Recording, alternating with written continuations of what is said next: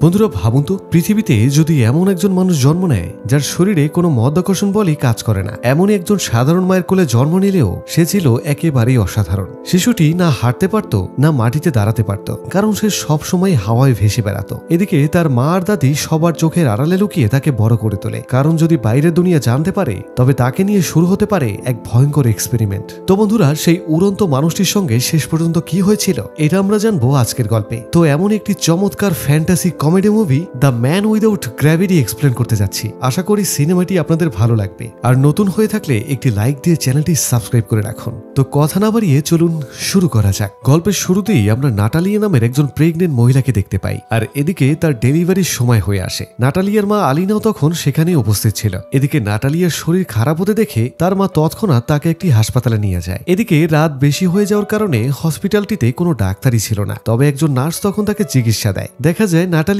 একটি ছেলে শিশুর জন্ম দেয়, কিন্তু যখন সবাই শিশুটিকে দেখে তখন সবাই তো একেবারে হতবাক হয়ে যায়, কারণ তারা যা দেখছিল তা একেবারেই ছিল অবিশ্বাস্য। দেখা যায় সেই সদ্য জন্ম নেওয়া শিশুটি হাওয়ায় ভেসে উঠতে শুরু করে। এটা দেখে নাটালিও স্তম্ভিত হয়ে যায়, আর সে তখন তার মাকে বলে, আমাদের ঘরে একজন অ্যাঞ্জেল জন্ম নিয়েছে। কিন্তু তার মা অভিজ্ঞ এবং জ্ঞানী হওয়ায় নাটালিয়ার মা সঙ্গে সঙ্গে বুঝে ফেলে এই শিশু কোনো সাধারণ শিশু নয়, কারণ শিশুটির জন্ম হয়েছিল মধ্যাকর্ষণ বল ছাড়াই। আর কোনো মধ্যাকর্ষণ শক্তি ছেলেটির উপরে কোনো কাজই করতো না, তাই তার গায়েও কোনো ওজনও ছিল না। এরপর এমন অবস্থা দেখে তারা সেখানে অনিরাপদ বোধ করতে থাকে, কারণ এই শিশুর ব্যাপারে যদি কেউ জানতে পেরে যায় তাহলে এক্সপেরিমেন্টের জন্য তাকে নিয়ে যাওয়া হবে। তাই তারা কোনোভাবে সেই হাসপাতাল ছেড়ে বেরিয়ে আসে। যদিও তখন নার্স বলে যে এখনো তো ছাড়পত্র দেওয়ার সময় হয়নি, কিন্তু তারা সেটাকে একদম ইগনোর করে সরাসরি বাড়িতে চলে আসে। এদিকে বাড়িতে ফেরার পর নাটালিয়ার মা তাকে একটা অদ্ভুত প্রশ্ন করে। সে বলে, তুমি কি এই শিশুর বাবাকে সেটা মনে করতে পারছো? কিন্তু নাটালিয়া কিছুই মনে করতে পারে না।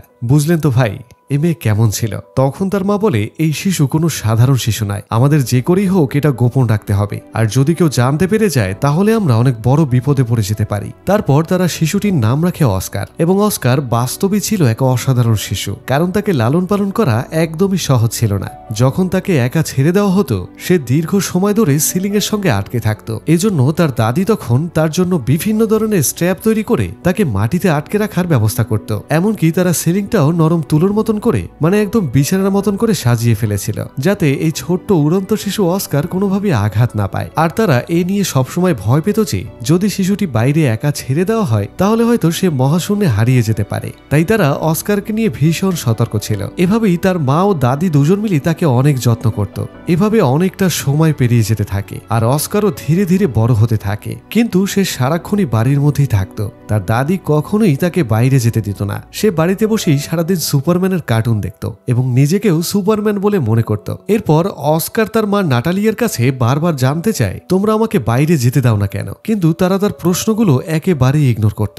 অস্কার শুধু জানালার ফাঁক দিয়ে বাইরের মানুষদেরকে দেখত, যেখানে তার মতোই ছোট্ট ছোট্ট ছেলেরা স্কুলে যাচ্ছে, আর সে রয়েছে ঘরে বন্দী হয়ে। সে খেলার মাঠে খেলতে থাকা বাচ্চাদেরকে খুব আগ্রহ নিয়ে দেখত, আর মনে মনে ভাবত, ইস, আমিও যদি এদের মতো মুক্তভাবে খেলাধুলা করতে পারতাম। এতে করে মাঝে মাঝে তার মনে হতো তাকে হয়তো সারা জীবন এভাবেই ঘরের মধ্যে বন্দী থাকতে হবে। তাই একদিন সে বিরক্ত হয়ে জানালার ফাঁক দিয়ে পালানোর চেষ্টা করে, কিন্তু তার দাদি তা দেখে প্রচন্ড রেগে যায়। আর এরপর থেকে এসব কিছু দেখে তার দাদি ঘরের সমস্ত জানালা বন্ধ করে সিল করে দেয়। আর তারপর তার দাদি তাকে কঠিনভাবে বলে দেয় যে তুমি কখনোই ঘর ছেড়ে বের হবে না। অন্য বাচ্চারা স্কুলে যায় যা, কিন্তু তুমি যাবে না, তুমি বাড়িতে বসেই পড়াশোনা করবে। এই কথা শুনে অস্কারের মা তো রেগে যায়। সে বলে, আর কতদিন আমরা তাকে বন্দী করে রাখবো? একদিন না একদিন তো ওকে বাইরে যেতেই হবে। এরপর নাটালিয়া তার জন্য একটা বিশেষ জ্যাকেট বানিয়ে আনে, যাতে করে সে উড়ে না যায়। আর তার পকেটে দুটি ভারী ভারী পাথর রাখা ছিল। এখানে বলে রাখা ভালো, যেহেতু অস্কারের সামান্যতম ওজন ছিল না, সেখানে তাকে অল্প কিছু ওয়েট দিলি সে তার ভারেই আর উড়ে যেত না।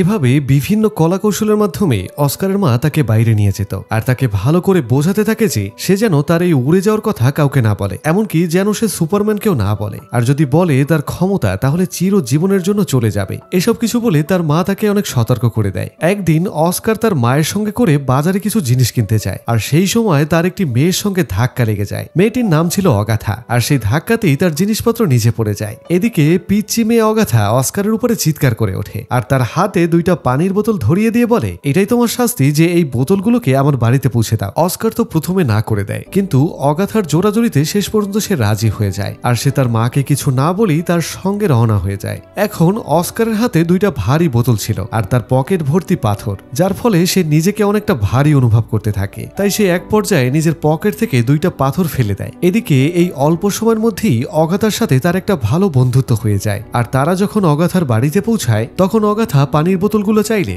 অস্কার সেগুলো ফিরিয়ে দিতে অস্বীকার করে, কারণ সে জানতো যে বোতলগুলো ফেরত দিলেই সে তো উড়ে যাবে। কিন্তু এই পিচ্চি মেয়ে অগাথা সেই বোতলগুলো জোড়াজোড়ি করে তার কাছ থেকে ছিনিয়ে নেয়। আর তখনই অস্কার হাওয়ায় ভেসে উঠতে শুরু করে। তবে সেই জায়গাটা ছিল চারপাশ দিয়ে আটকানো, তাই অস্কার আর বেশি দূরে উঠতে পারে না। সে গিয়ে একটা টিনের চালার একটা সানসেটের সাথে আটকে যায়। এদিকে এমন দৃশ্য দেখে অগাথা তো হতভম্ব হয়ে যায়। আসলে তো অবাক হবারই কথা, কারণ এমন মানুষ কেউ কখনো দেখেছে নাকি? তাই সে চিৎকার করে তাকে সুপারম্যান সুপারম্যান বলে ডাকতে থাকে। কিন্তু বেচারা গ্যাসের বেলুন অস্কার অগাথার কাছে তখন সাহায্য চায়। আর সাথে সাথে অগাথা দৌড়ে ঘরের ভেতরে যায়। আর সেখান থেকে সে একটা গোলাপি রঙের ব্যাগ নিয়ে আসে, যার ভিতরে ভারী ভারী পাথর রাখা ছিল। কি বুদ্ধিমান এই মেয়েটা! দেখা যায় তার প্ল্যানটা কাজ করে যায়। আর অস্কারও সেই ব্যাগের ভারে ধীরে ধীরে নিচে নেমে আসে। আর এতে করে তাদের মধ্যে একটা গাঢ় বন্ধুত্ব তৈরি হয়ে যায়। এরপরে অস্কার অগাথাকে অনুরোধ করে বলে যে সে যেন তার এই উড়ে যাওয়ার ব্যাপারটা একেবারেই সিক্রেট রাখে। অন্যদিকে অস্কারের মা আর তার দাদি তাকে সমস্ত জায়গায় খুঁজে বেড়ায়। আর তাকে কোথাও দেখতে না পেয়ে তারা খুবই চিন্তায় পড়ে যায়। এভাবে অনেক খোঁজাখুঁজির পরে তারা যখন তাকে না পায় তখন তারা ভাবে যে সে হয়তো উড়ে গেছে।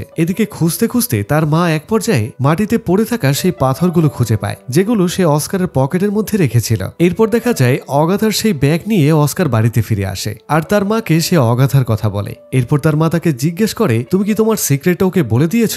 অস্কার তখন মিথ্যা বলে যে না, আমি কিছুই বলিনি। এরপর বহুদিন ধরে অস্কার আর অগাথা একসঙ্গে দেখা করত। কিন্তু একদিন অস্কারের মা জানতে পেরে যায় যে অগাথা সবকিছুই জেনে গিয়েছে। আর তখন থেকেই সে অস্কারকে অগাথার সঙ্গে দেখা করতে নিষেধ করে দেয়। এদিকে অগাথা দেখা করার জন্য বারবার অস্কারের বাড়িতে আসলেও কিন্তু নাটালিয়া তাকে এটা ওটা বলে দরজা থেকে ফিরিয়ে দিত। এভাবে বেশ কিছুদিন পেরিয়ে যায়। আর তাদের এমন কর্মকাণ্ড দেখে পাড়া প্রতিবেশীদের এবার তাদের উপরে সন্দেহ করতে শুরু করে। আর সবাই ভাবতে শুরু করে যে ওর মা আর দাদি হয়তো অস্কারের সঙ্গে নিশ্চয়ই খারাপ কিছু একটা করছে।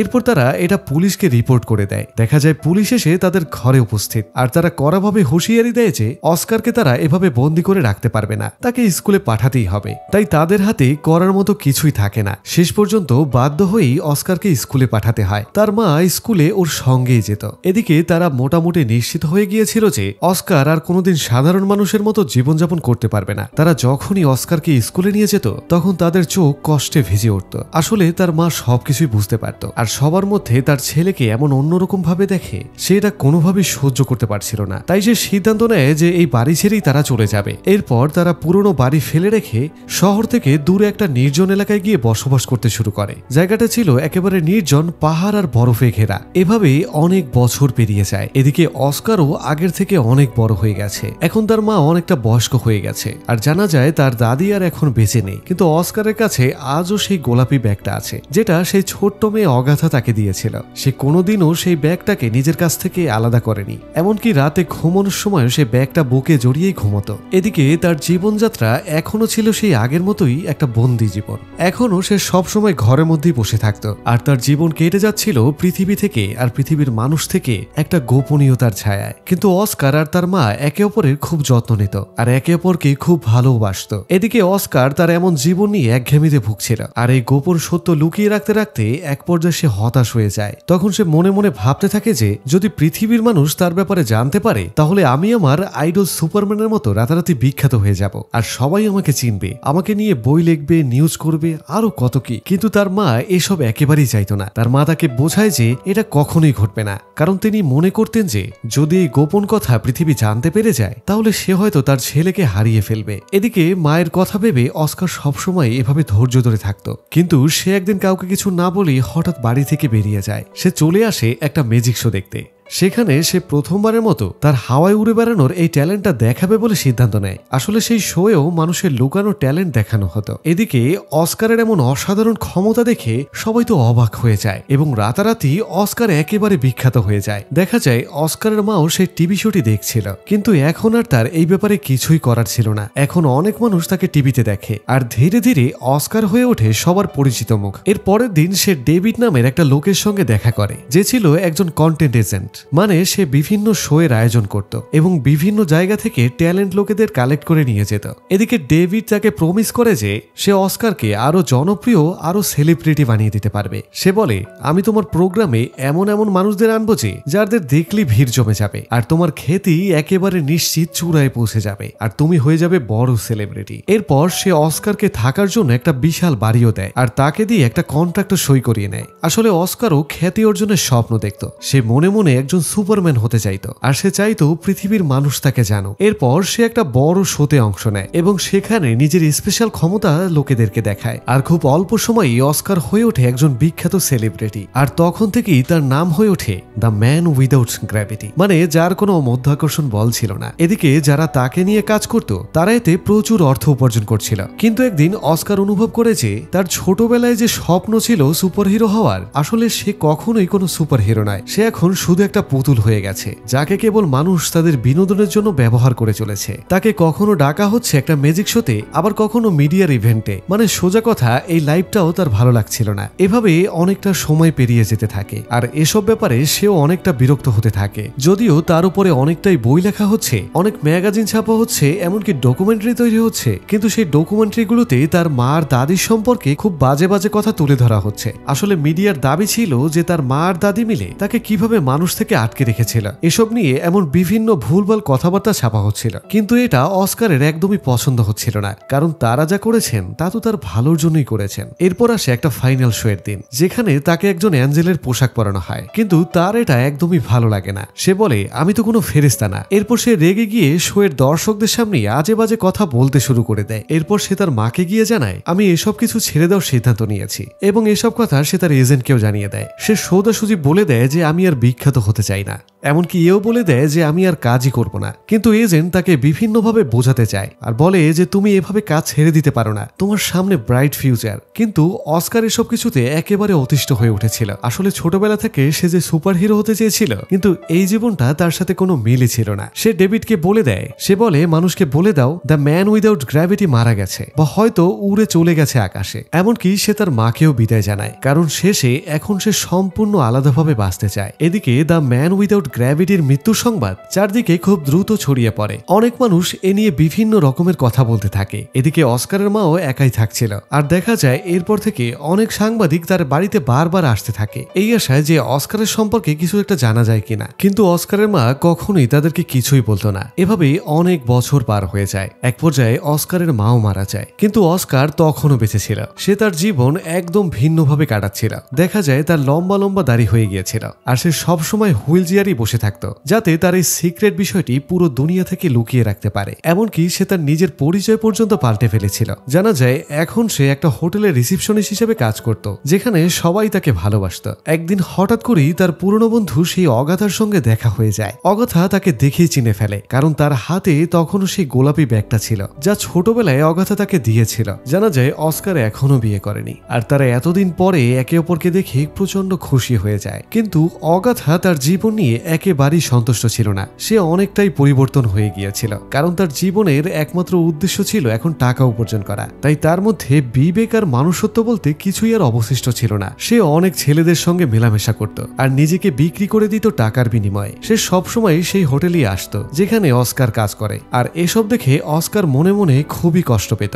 সে অনেকবার অগাথার সাথে তার মনের কথা শেয়ার করে, কিন্তু অগাথা অনেকটাই বদলে গিয়েছিল, তাই তার কথাগুলোকে সে ইগনোর করে যেত। এতে করে বোঝা যায় যে অস্কারের মনে অগাথার জন্য এখনো অনুভূতি ছিল। আসলে দুঃখ কষ্টই তো অগাথাকে এমনভাবে বদলে দিয়েছিল, কারণ ছেলেবেলায় একটা সময় অস্কারও তো তাকে ছেড়েই চলে গিয়েছিল। কিন্তু শেষ পর্যন্ত তারা একে অপরকে ক্ষমা করে দেয়, এরপর বিয়ে করে এবং তাদের আবার সেই শৈশবের বাড়িতেই ফিরে আসে। আর এখানেই এই চমৎকার ফ্যান্টাসি মুভিটি শেষ হয়ে যায়। তো বন্ধুরা, কেমন লাগলো মুভিটি কমেন্ট করে লিখে জানাতে ভুলো না। ভালো লাগলে একটি লাইক দিন আর সাবস্ক্রাইব করে দিন, যাতে নতুন নতুন গল্প সবার আগে চলে যায় আপনার দরজায়। আর যাচ্ছি তবু যাচ্ছি না, দেখা হচ্ছে নতুন কোনো গল্পের সাথে। ততক্ষণ পর্যন্ত ভালো থাকুন, সুস্থ থাকুন। আল্লাহ হাফেজ।